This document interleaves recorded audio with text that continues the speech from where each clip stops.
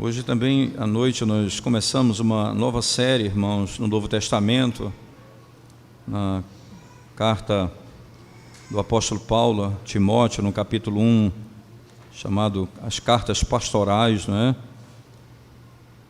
Primeira carta de Paulo a Timóteo, capítulo 1. Nós vamos ler, irmãos, os versos 1 e 2 apenas.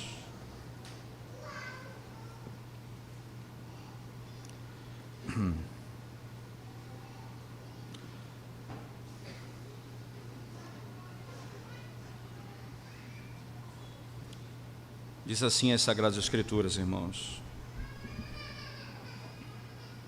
Paulo, apóstolo de Cristo Jesus, pelo mandato de Deus, nosso Salvador, e de Cristo Jesus, nossa esperança. A Timóteo, verdadeiro filho na fé, graça, misericórdia e paz, da parte de Deus Pai e de Cristo Jesus, nosso Senhor. Amém. Vamos mais uma vez à presença de Deus em oração. Ó Senhor, nós te bendizemos pelo glorioso privilégio de podermos abrir Tua Palavra e sermos instruídos nela. Ó Deus, como diz o apóstolo Paulo a Timóteo em outro momento, toda a Escritura é inspirada por Deus e útil, Senhor. Ó Deus, nós sabemos que essa é a Tua Palavra. Ó, dá-nos da Tua graça para compreendermos a Tua Palavra, para aplicarmos a Tua Palavra à nossa vida. Ó Senhor, fala ao coração do Teu povo, restaura a nossa sorte, glorifica o Teu nome no nosso meio. É o que nós suplicamos nessa tarde do Teu santo dia. Em nome de Jesus nós oramos. Amém. O texto, irmãos, que inicia a carta de Paulo a Timóteo é claramente o que normalmente Paulo faz em todas as suas cartas. Ele inicia com uma saudação, né? E as saudações paulinas, elas têm por si só a razão de ser em todas as cartas. Elas têm, apesar de ter uma estrutura muito parecida em todas elas, há detalhes que revelam que Paulo está tratando de algum assunto naquela carta que a introdução ou a saudação ele vai destacar para que você possa compreender o que vai ser dito ou usado na sequência da própria carta. Então, por exemplo, Paulo faz aqui uso de alguns termos que são distintos, como ele diz assim: Paulo, apóstolo de Cristo Jesus, pelo mandato de Deus, nosso Salvador. E é interessante como ele utiliza aqui esse princípio, né? Segundo o mandato de Deus, nosso Salvador, e de Cristo Jesus, nossa esperança. E não é muito comum Paulo usar essa expressão, né? Deus, nosso Salvador, e Cristo Jesus, nossa esperança. Claro, a esperança ele se refere a Cristo em outros lugares, mas não é tão comum ele se referir a Deus aqui como nosso Salvador. Mas é importante entender a razão. Vamos falar sobre isso no tempo oportuno. Outro elemento interessante nessa introdução que nos chama a atenção, irmãos, é o fato de Paulo, mesmo depois de outro momento, descrever o nascimento de Timóteo, de onde ele aprendeu as coisas que ele aprendeu, como a avó e a mãe instruíram ele na lei do Senhor, não é? Ele vai falar isso em outro momento. Agora, nós sabemos que Timóteo era filho de um pai grego e, consequentemente, ele não tinha os direitos dentro do judaísmo, e por isso Paulo até teve que circuncidá-lo no momento oportuno, para que ele tivesse acesso às sinagogas e tivesse acesso aos judeus. Mas ele, sendo filho de mãe judia, não é? Ele poderia fazê-lo, mas como pai, tendo como pai um gentio, ele não poderia na prática. Só que Paulo chama Timóteo dessa forma, veja, Timóteo, verdadeiro filho na fé. Então ele chama para si Timóteo como sendo o seu filho na fé, né? Então é como se ele estivesse afirmando, ele creu no Evangelho quando eu preguei, quando provavelmente em Listra, no capítulo 14 de Atos, você teve ali uma confusão com aqueles que praticavam idolatria, com Paulo e Barnabé naquele contexto. Entretanto, é possível que ali, naquela pregação, Timóteo tenha sido salvo naquele contexto. E é por isso que ele traz consigo essa certeza: ele é meu filho na fé. Ele é meu filho na fé. Timóteo, verdadeiro filho na fé. Graça, misericórdia e paz da parte de Deus Pai e de Cristo Jesus, nosso Senhor. Por que então Paulo utiliza dessas características nessa saudação que são distintas das outras, irmãos? Por que Paulo faz isso, né? Primeira coisa importante é que Paulo reconhece que Timóteo era um jovem ainda. Ele tinha essa característica aí, é muito importante frisar isso, né? Você vai olhar no texto do capítulo 4 dessa mesma carta, 1 Timóteo 4, verso 12, o apóstolo Paulo diz assim, 1 Timóteo 4, 12: ninguém despreze a tua mocidade, pelo contrário, torna-te padrão dos fiéis na palavra, no procedimento, no amor, na fé e na pureza, não é? E alguns anos depois, veja, Paulo reconhece que Timóteo, esse que está cuidando da igreja de Éfeso. Entenda que Paulo escreve a Timóteo, irmãos, essa carta a Timóteo, ele estava cuidando da igreja de Éfeso, aquela igreja que aquela carta que nós expomos, e certo, Timóteo foi pastor ali, e Paulo escreve aquele jovem e a igreja, porque tentando mostrar à igreja que aquele que estava ali era um homem que foi chamado por Deus para aquele fim, apesar de algumas fragilidades que ele tinha. Nenhuma moral, mas algumas fragilidades que poderiam ser mal interpretadas pela igreja. E Paulo, então, como um pai, vai defender a causa do seu filho, não apenas do seu filho, mas do reino de Deus. Porque se a palavra de Deus pregada por Timóteo não fosse recebida como palavra de Deus, era a igreja que sofreria o dano. Então ele vai ajustar isso para esse fim. Então ele reconhece que ele era jovem. Na segunda carta, ainda, de Paulo a Timóteo, por favor, você vai encontrar no capítulo 2, verso 22, Paulo dizendo assim: foge outrossim das paixões da mocidade, segue a justiça, a fé, o amor e a paz com os que de coração puro invocam o Senhor. Veja a expressão, foge outrossim das paixões da mocidade, das paixões da mocidade. Ele reconhecia ele como jovem, é o que está posto tanto no capítulo 4, verso 12, quanto na segunda carta, capítulo 2, verso 22. Qual era a idade dele, né? Então você imagina aqui, irmãos, ele estava um pouco acima dos seus 30 anos. É engraçado que Timóteo, evidentemente, ele era tido como alguém que não tinha tanta experiência, não porque ele não fosse convertido e conhecesse, mas porque Paulo reconhecia isso, né? Por causa da grande responsabilidade que foi colocada sobre ele, de cuidar do rebanho do Senhor. O apóstolo Paulo, então, reconhecendo essas características, passa a ajudá-lo. Ele é um jovem.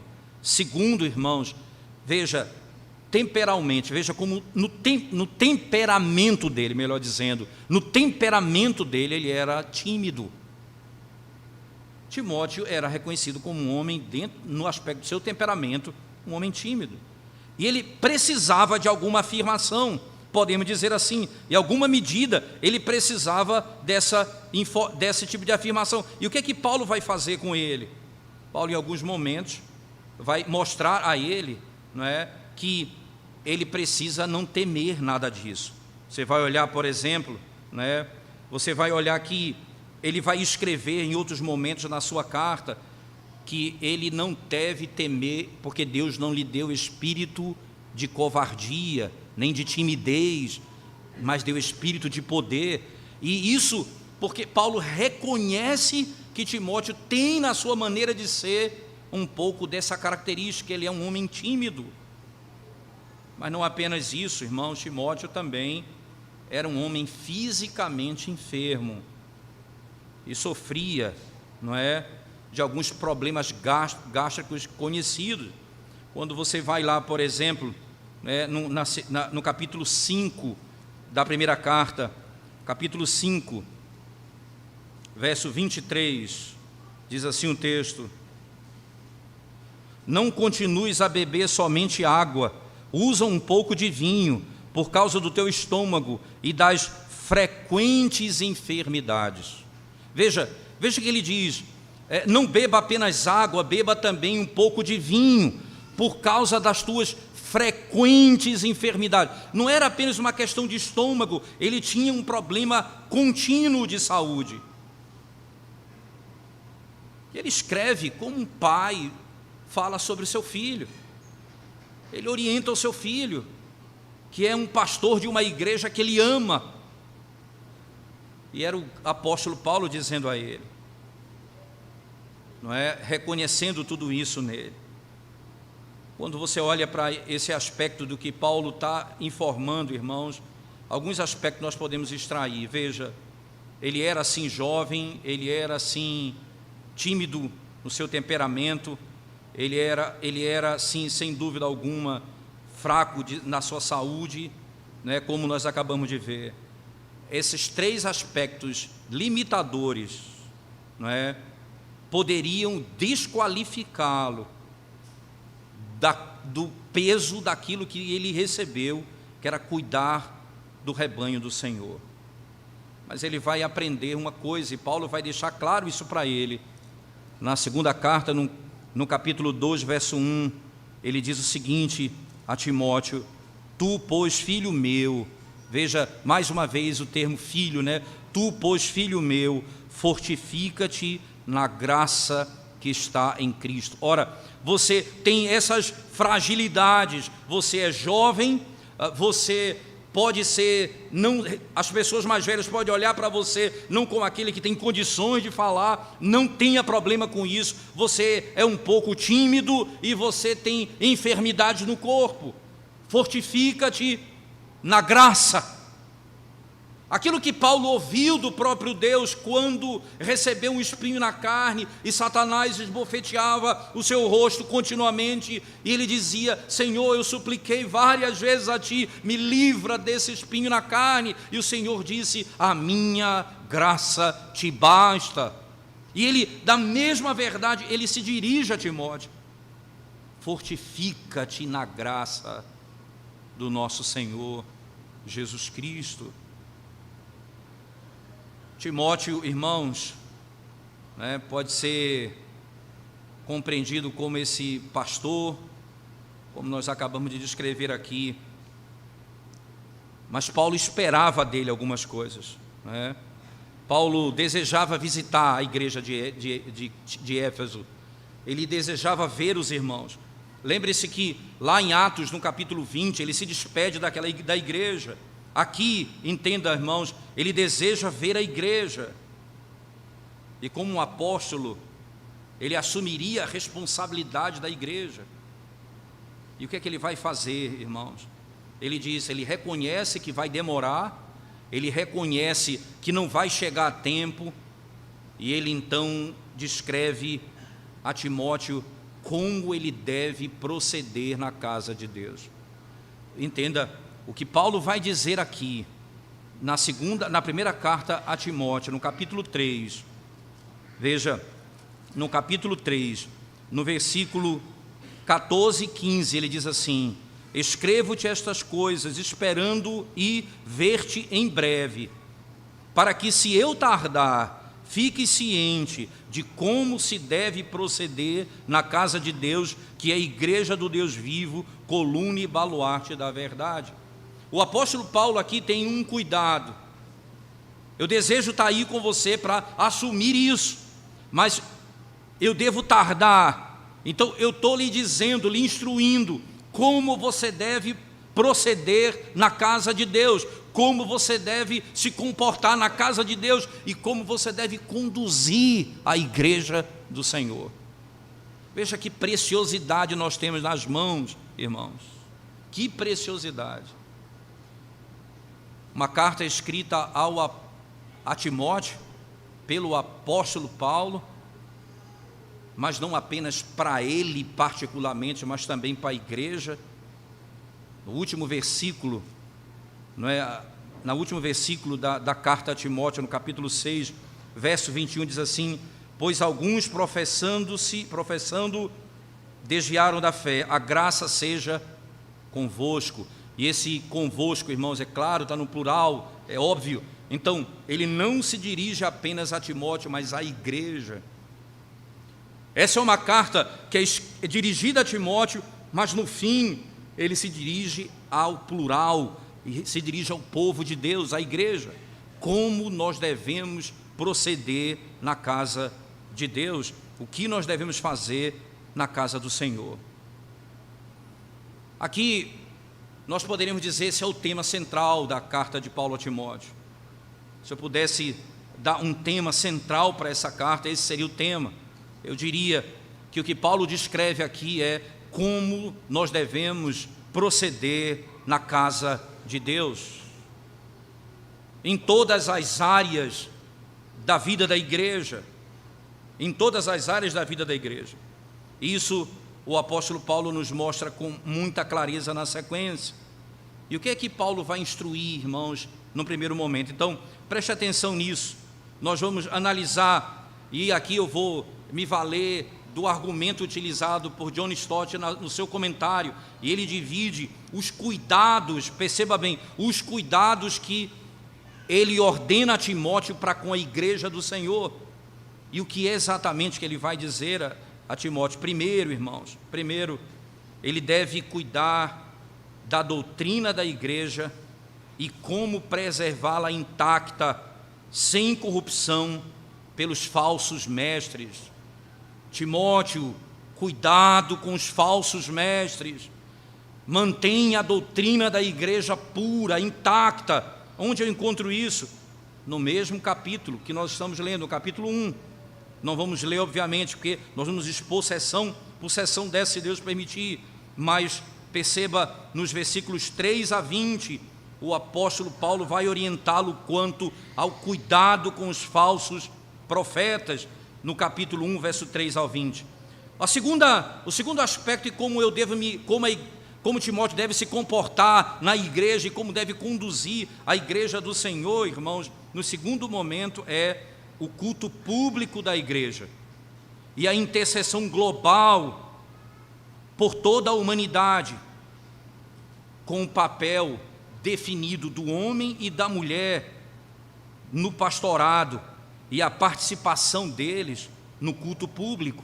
Esse é um grande debate que está lá no capítulo 2, versos 1 a 15, quando ele vai ensinar como nós devemos adorar a Deus.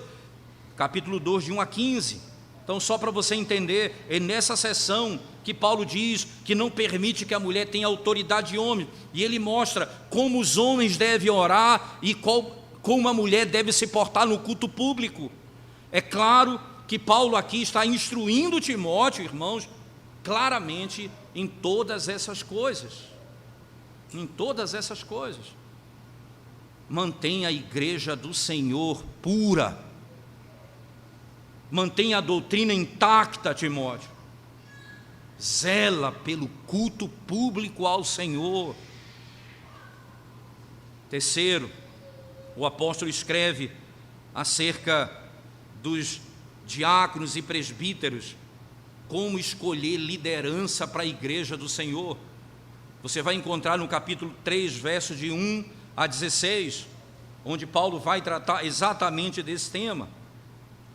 Quarto, é interessante que depois de ele lidar com a instrução moral da igreja, para com a igreja do Senhor, não é? E essa instrução moral, ela surge da doutrina da criação e do chamado para uma piedade pessoal.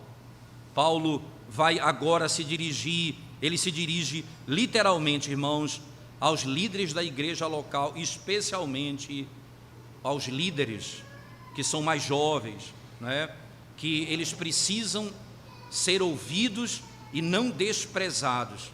Veja bem, Paulo descreve com base na criação e na revelação. Vocês precisam saber como devem se comportar. E ele se dirige aos líderes jovens da igreja, ensinando-os, dizendo que eles precisam ser ouvidos e não desprezados pela igreja do Senhor. Em quinto lugar, irmãos, o apóstolo vai dizer qual a nossa responsabilidade com as pessoas pobres da igreja, com as viúvas. Isso você vai encontrar no capítulo 5, verso 3 até o 6:2. Veja, até o cuidado com os pobres na igreja, ele diz: olha, eu vou lhe instruir como você deve cuidar deles.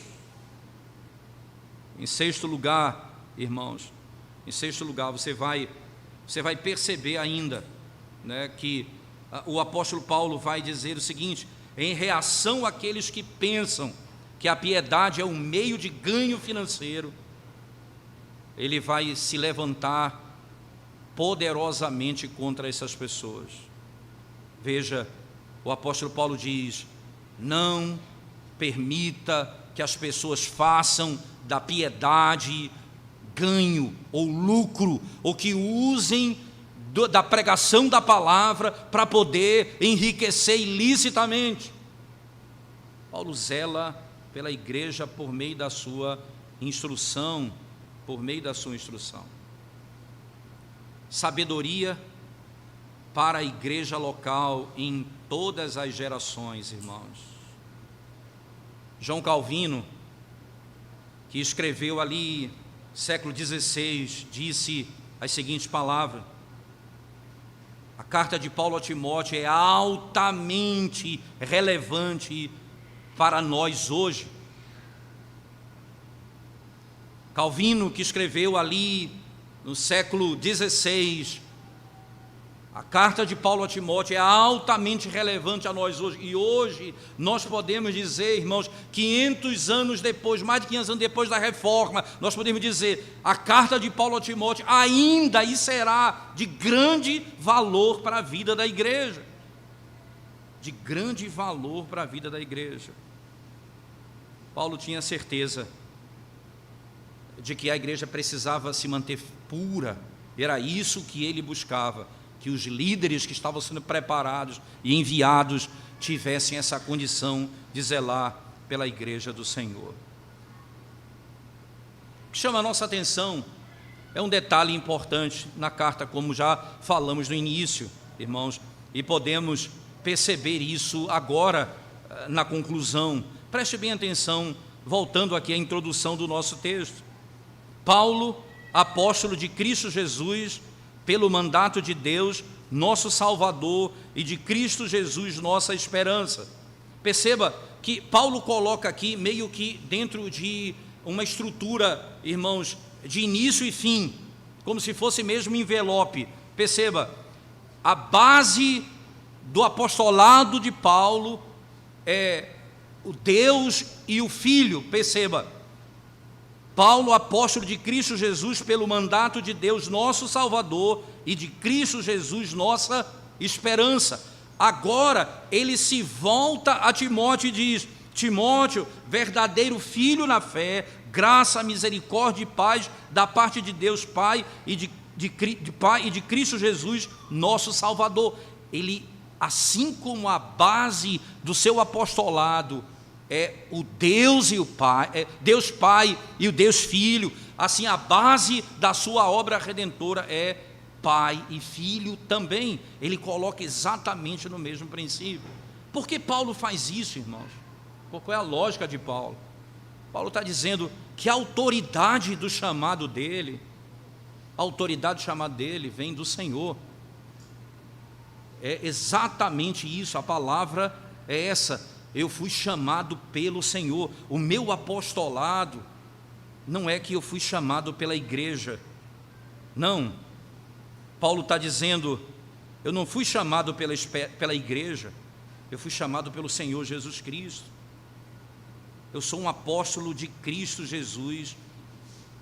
E é interessante, Deus, nosso Salvador, e Cristo Jesus, nossa esperança. Eu sou um apóstolo de Cristo, no nível dos 12 apóstolos que já foram nomeados anteriormente, e que tinha autoridade para ensinar, e que foi apontado pelo próprio Senhor. Veja, Paulo não é um apóstolo que se autodeclarou apóstolo, ele foi chamado, e está registrado isso no livro de Atos, no capítulo 9, como o Senhor Jesus o chamou para o apostolado. Paulo não é um dos apóstolos, como se chamam hoje os missionários, que são enviados. Ele era um apóstolo como aquele que foi chamado pelo próprio Deus. Pelo próprio Deus. Apóstolo de Cristo, ele era escolhido, chamado, apontado, equipado, autorizado diretamente por Cristo, sem nenhuma mediação eclesiástica. Ele foi chamado por Deus. E aí, ele comumente diz assim, apóstolo de Cristo Jesus. Ele adiciona aqui na sua introdução, ele coloca: Deus o Pai está envolvido com Cristo Jesus na minha comissão. Foi pelo mandamento do Senhor que eu me tornei um apóstolo. Foi um mandamento do Senhor. E é interessante, irmãos, que era como se fosse dito assim: ele recebeu uma ordem expressa do alto. Ele declara: eu sou apóstolo porque Deus me convocou para ser apóstolo. E deveria ser obedecido, e aquilo que ele ensinava deveria ser crido. E Paulo vai localizar o seu apostolado, irmãos, num contexto histórico. Não é quando ele diz assim: Deus o nosso Salvador. Os comentaristas costumam dizer o seguinte: Deus o nosso Salvador, Cristo Jesus a nossa esperança. Ele diz o seguinte, ele coloca o seu chamado no começo e no fim. Deus o nosso Salvador, entenda, irmãos, isso foi ordenado na eternidade. Cristo, a nossa esperança, é o Deus que se fez homem, habitou no nosso meio, morreu, foi sepultado, ao terceiro dia ressuscitou dentre os mortos, está sentado à direita de Deus Pai e voltará para buscar a igreja. Cristo Jesus, a nossa esperança. Então, o meu chamado, ele foi ordenado por Deus na eternidade, e a minha segurança está na própria esperança que nós temos em Cristo. A base é Deus, o nosso Salvador, e Jesus Cristo, a nossa esperança.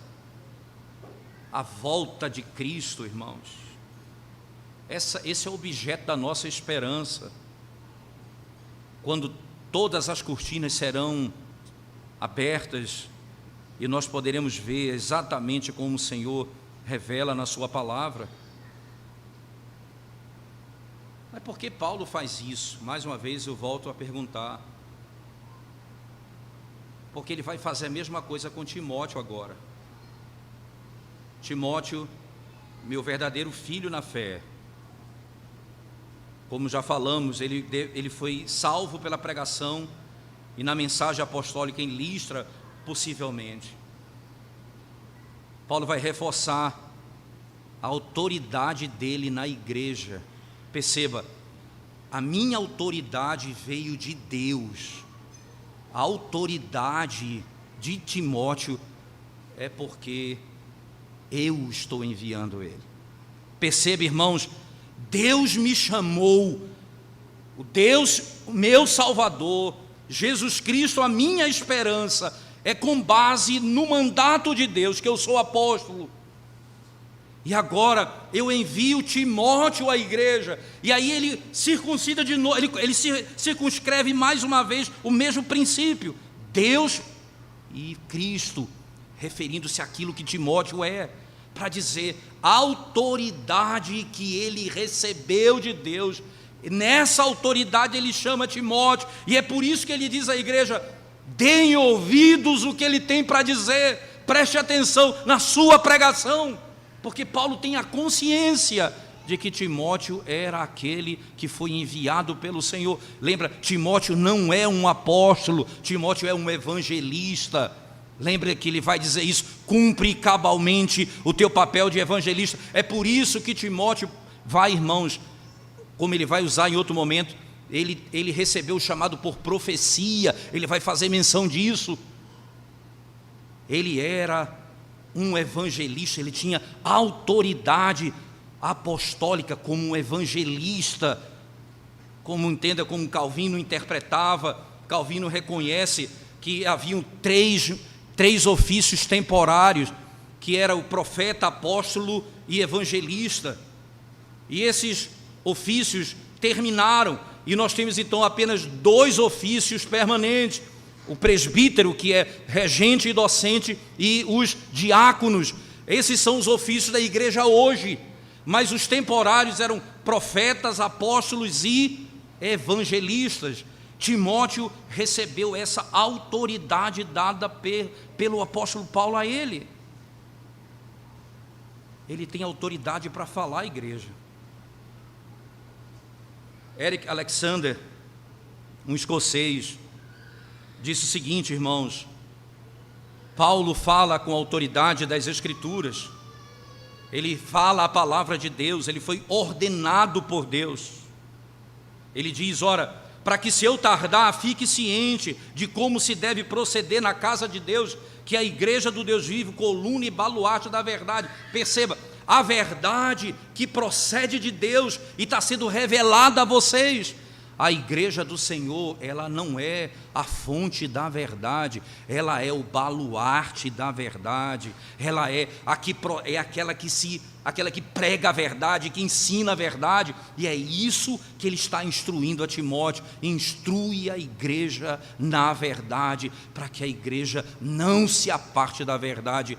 Cuidado com os falsos profetas, cuidado com o culto público, onde você vai ter liderança feminina no meio da igreja. Cuidado, ele descreve, cuidado com a escolha dos seus presbíteros, cuidado com a imoralidade no meio da igreja, cuidado como você lida com os pobres e as viúvas. Paulo dizendo a Timóteo, e as palavras de Eric Alexander são exatamente essas.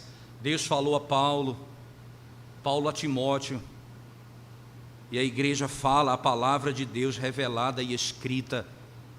A autoridade é de Deus, e é Ele quem fala a sua vontade ao seu povo, que está escrita e revelada.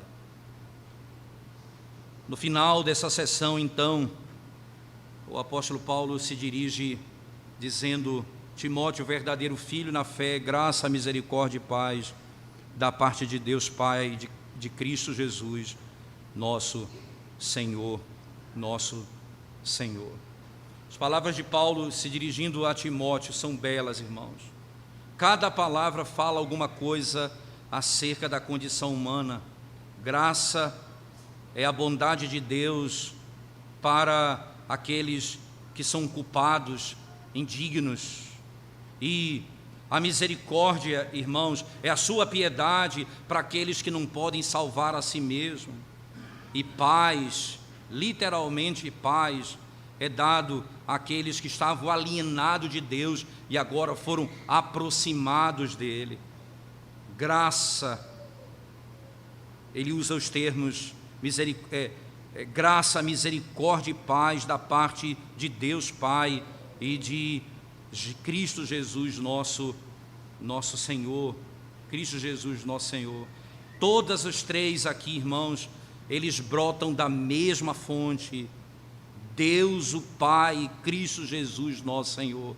É da mesma fonte, assim como é da mesma fonte que sai a vocação e o ensino de Paulo, é da mesma fonte que vem a graça, a misericórdia e a paz.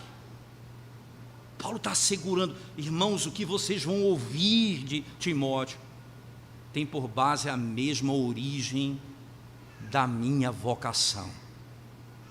Escutem Timóteo, ele é meu filho na fé. Eu fui chamado dessa forma. Ele é enviado dessa forma. A mesma graça está sobre ele. Não menospreze, não despreze o que ele tem para lhes dizer, de forma alguma. A fonte é a mesma. A ordem foi dada por Deus, e esse é o princípio que governa a igreja do Senhor. A autoridade vem do Senhor. Os apóstolos são aqueles que Deus levantou para produzirem e escreverem a verdade do Novo Testamento. E a igreja do Senhor é aquela que defende e ama essas verdades e não se afasta dela.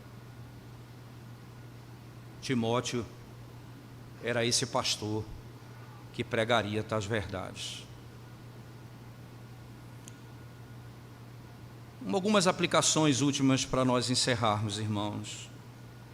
Preste bem atenção como que as mudanças no ensino da igreja são produzidas, se não pela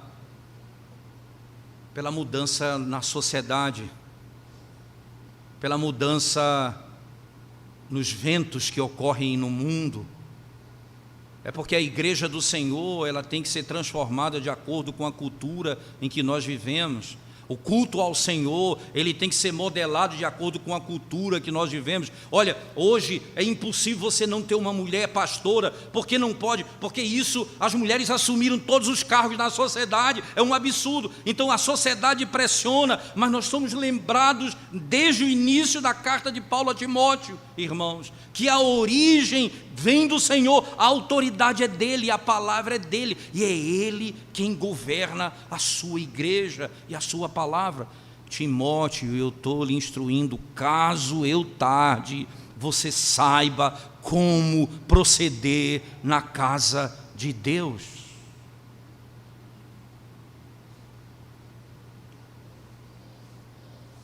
Como proceder na casa de Deus.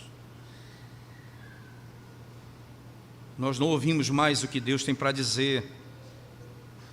E nós agimos, sabe como, irmãos? Como se nós fôssemos a fonte da autoridade. Porque nós mudamos o que Deus disse, com base na cultura, e assumimos um papel que pertence somente a Deus, o único que tem total autoridade, como diz as Escrituras Sagradas. O que é que a igreja faz? Ela é o baluarte da verdade. Ela não é a fonte da verdade, ela é a defensora da verdade. Ela é onde a verdade é vista com mais nitidez, onde se prega a verdade. É a igreja do Senhor que faz isso.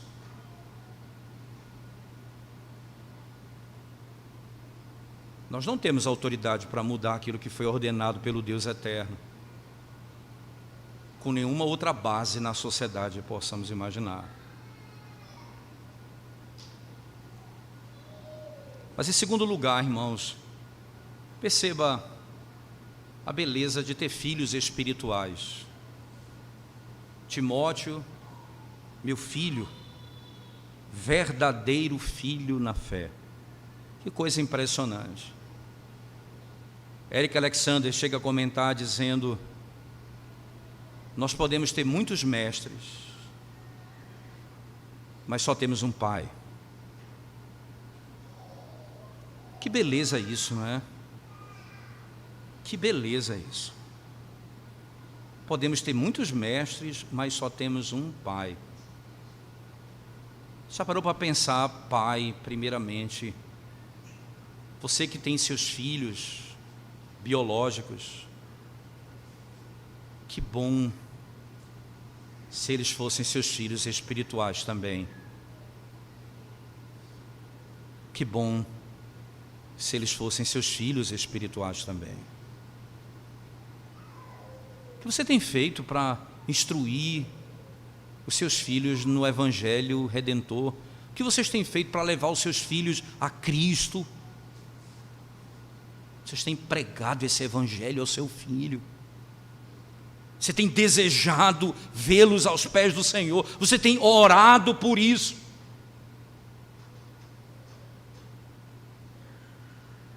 Timóteo tinha um pai biológico que não pôde ser seu pai espiritual, mas Deus lhe deu Paulo, o apóstolo, como seu verdadeiro pai espiritual. E nós temos o privilégio de ter em nossa casa filhos para conduzirmos ao Senhor.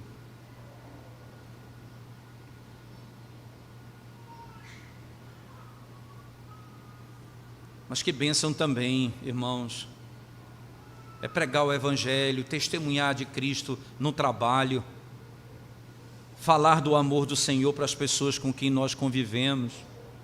Isso não é pregar autoritativamente, isso é testemunhar de Cristo onde quer que eu esteja.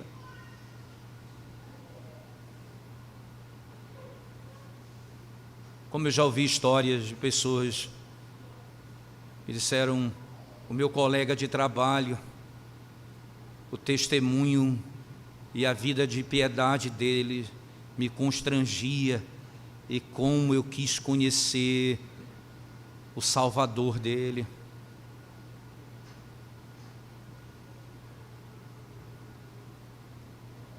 E qual o lugar ordinário que Deus nos deu, irmãos, para que haja salvação? É no culto público, na pregação do Evangelho do Senhor. É no anúncio desse Evangelho, na graça, na misericórdia e na paz, é que serão produzidos os filhos espirituais. Uma jornada em Timóteo se começa hoje, mas nós sabemos que a autoridade é de Deus e que o ensino procede de Deus e que a igreja do Senhor ama o ensino de Deus. Vamos curvar nossa cabeça e vamos orar ao Senhor mais uma vez, irmãos. Ó santo e poderoso Senhor, nós te exaltamos nessa tarde, nesse início de noite. Obrigado pela bênção de podermos cultuar o teu nome, ouvir a tua voz, sermos desafiados, ó Deus, a viver uma vida de acordo com a palavra do Senhor. Ó Deus santo e poderoso, fala ao nosso coração, nos faz submisso à tua vontade revelada, salva os que estão perdidos, abençoa os nossos filhos.